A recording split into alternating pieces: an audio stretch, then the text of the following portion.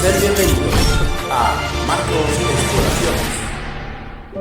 Hola amigos, hoy nos desplazamos a la localidad de Torrent, municipio de Valencia, situado en la comarca valenciana del Horta Sud.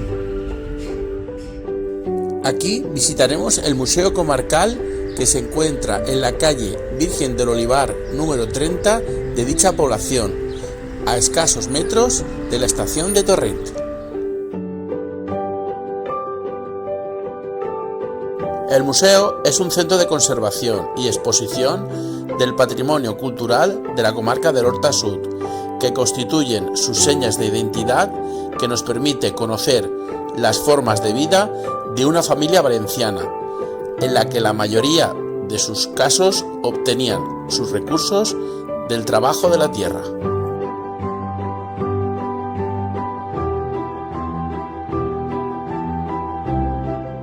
La casa está construida durante la primera década del siglo XX, de una familia con buena posición, al juzgar por su apariencia.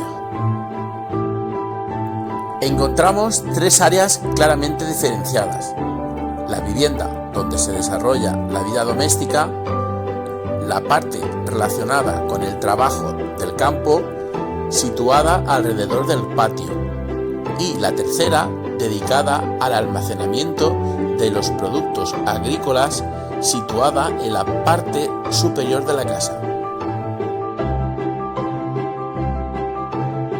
Dicho esto, os dejamos con el vídeo, y antes de proseguir quiero destacar que la visita es totalmente gratuita, y al final del vídeo os mostraré su horario de visita, por si alguien estuviera interesado en visitarla.